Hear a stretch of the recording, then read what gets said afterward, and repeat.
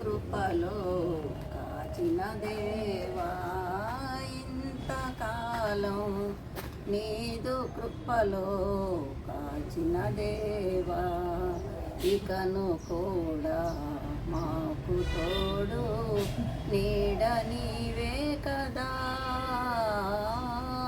ఇకను కూడా మాకు తోడు నీడ నీవే కదా ఇంతకాలం నీదు కృపలో కాచిన దేవా ఇంతకాలం నీదు కృపలో కాచిన దేవా ఎన్ని ఏళ్ళు గడచినా ఎన్ని తరాలు మారినా ఎన్ని ఏళ్ళు గడచినా ఎన్ని తరాలు మారినా మారని వీడని ప్రేమినిరయ్యా నన్ను మార్చిన జీవితం నీకేసయ్యా మారని వీడని ప్రేమినిరయ్యా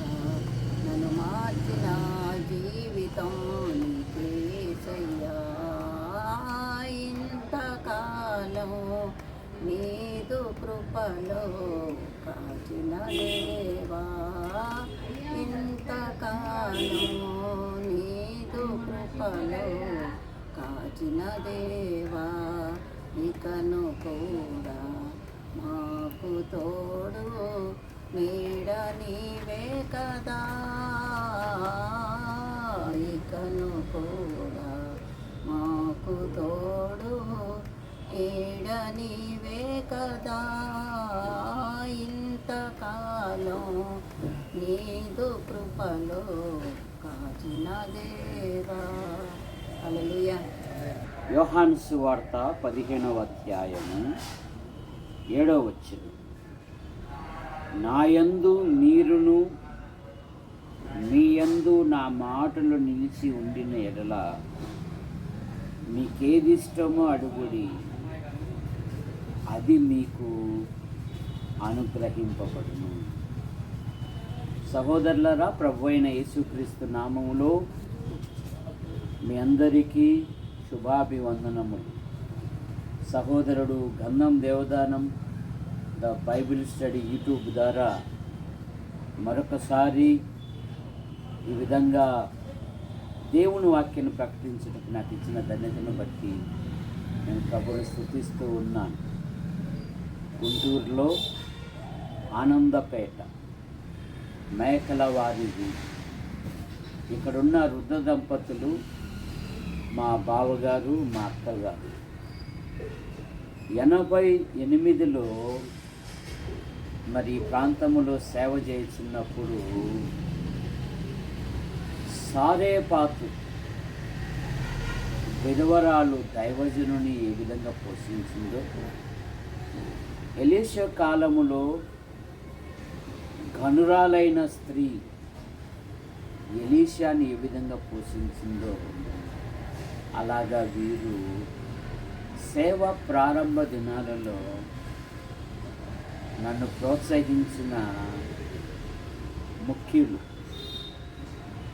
మరి ఈ విధంగా దేవుని కుమారుని ప్రకటించుటకు నాకు ఇచ్చిన ధన్యతను బట్టి నేను ప్రభువును స్తుతిస్తూ ఉన్నాను. ప్రభు అయిన యేసుక్రీస్తు వారు ఏమంటున్నారంటే, నా యందు మీరును మీ యందు నా మాటలు నిలిచి ఉండిన ఎడల మీకేదిష్టమో అడుగుడి, అది మీకు అనుగ్రహింపబడును. విశ్వాసులకు దేవునికి మధ్యస్థము దేవుని మాటలు నిలిచి ఉంటే చాలని పౌలు గారు కూడా ఇదే మాట అన్నారు కదా.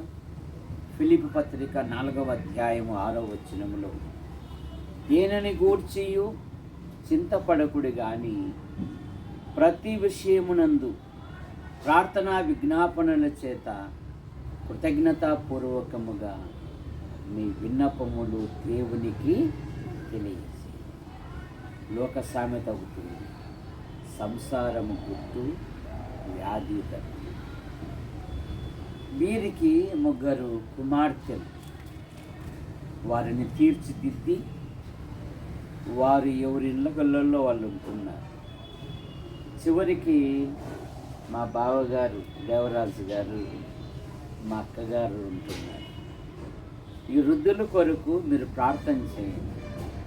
92వ కీర్తనలో నీతిమంతులు సారము కలిగి పచ్చగా ఉంది.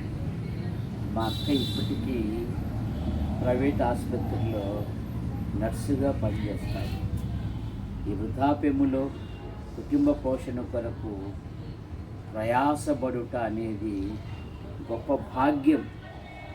కాలేబుడు అడిగాడు కదా, ఈ కొండ ప్రదేశము నాకిమ్ము. మోషే వాగ్దాన దేశానికి పంపినప్పుడు 40 సంవత్సరాలు, ఇప్పుడు నాకు 80 సంవత్సరాలు. అప్పుడు ఎంత బలం ఉండేనో ఇప్పుడు నాకంతే బలము అన్నట్లుగా మా అక్క సరోజిని గారు కుటుంబ క్షేమం కొరకు వృద్ధాప్యములో కూడా ఆమె ప్రయాసపడతా ఉంది. కనుక వీరి కొరకు మీరు ప్రార్థన చేయండి. బైబిల్ చెప్తుంది కదా, దేనిని గురించి చెప్పించాలి, ప్రార్థన చేయి. ప్రార్థిస్తే దేవుడు ఆశ్చర్యకరంగా, ప్రభువైన యేసుక్రీస్తు వారు అన్నారు కదా, మొదట ఆయన రాజ్యమును ఆయన నీతిని వెతుకుడి. ఆయనే అన్నాడు, ఏమి తిందుమో, ఏమి త్రాగుదమో, ఏమి ధరించుకుందామో ఇవన్నీ దేవుని ఎరగని అన్యులు విచారిస్తారు. కానీ ప్రభు మనస్సు అక్కడ ఉంది. ఇవన్నీ మీకు కావాలని మీ పరలోకపు తండ్రికి తెలియను. కనుక ఆయన ప్రతి అక్కర తీరుస్తారు. దేవుని మహాకృపను బట్టి సంవత్సరంలో 7వ నెల చివరి దినాలలో మనం ఉన్నాం. 8వ నెల మన ఎదుట ఉన్నది. పాత నిబంధనలో దేవుని స్తుతించుటలో భక్త పౌలు మరి దావీదు ప్రథమ వ్యక్తిగా కనపడతాడు. నూతన నిబంధనలో భక్త పౌలు ప్రథమ వ్యక్తిగా కనపడతాడు. నా ప్రాణమ యెహోవాను సన్నుతించుము, నా అంతరంగము సమస్తమైన పరిశుద్ధ నామం సన్నుతించుము. నా ప్రాణమ యెహోవాను సన్నుతించుము, ఆయన చేసిన ఉపకారములలో దేనిని మరువకును. కనుక మన ప్రభువారు మన ప్రతి అవసరము తీర్చు దేవుడు. సొలొమోను జ్ఞానాన్ని అడిగాడు, కానీ దేవుని మనసులో ఏముందంటే, దేవుడే సొలొమోనుతో అంటాడు, సొలొమోనా, ఐశ్వర్యమును ఘనతను ఇమ్మని అడగకపోయినను వీటిని కూడా నీకు ఇచ్చుచున్నాను. మన దేవుడు అడుగు వాటికంటే, ఊహించు వాటికంటే అత్యధికముగా ఇచ్చు దేవుడని బైబిల్ సెలవిస్తాడు. కనుక ప్రభు అయిన యేసుక్రీస్తునందు విశ్వాసం ఉంచాలి. మానవుడు పాపములో పుట్టి, పాపములో పెరిగి, పాపములో జీవిస్తూ పాప పరిహారము కొరకై అనాది నుండి అనేక ప్రయత్నములు చేయొచ్చు. మానవ ప్రయత్నములు దేవుని దృష్టిలో మురికి పేలికలు గనక దేవుడి లోకమును ప్రేమించి యేసుక్రీస్తు నామములో భూలోకానికి వచ్చాడు. ఆయన పవిత్రంగా జన్మించాడు, పవిత్రంగా జీవించాడు, ప్రజలకు మేలు చేశాడు. కాలం సంపూర్ణమైనప్పుడు సర్వ ప్రజల పాప నివారణ కొరకై ఆయన శిలువలో బలియాగమయ్యాడు. యేసు ప్రభువారే అన్నారు, నా మాట విని నన్ను పంపిన వాని యందు విశ్వాసముంచు ప్రతివాడు నిత్య జీవము గలవాడు. వాడు మరణంలో నుండి తీర్పులోనికి రాక జీవములోనికి దాచి ఉన్నాడు. కనుక ప్రియుడా, ప్రభువైన యేసును అంగీకరించి పాపక్షమాపణ పొంది దేవుని రాజ్యానికి వారసులు కావాలని మీకు మనవి చేయొచ్చు.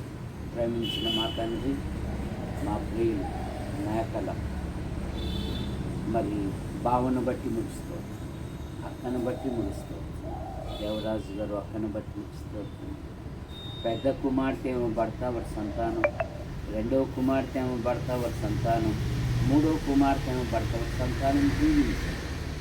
ఈ మేకల కాలనీలో ఉంటున్న ప్రతి కుటుంబానికి దీవించారు. ఈ కాలనీ ప్రజలు ఎంతో ప్రేమ కలిగిన అయ్యా, ప్రతి పనిలో మీరు మహిమ పొందండి.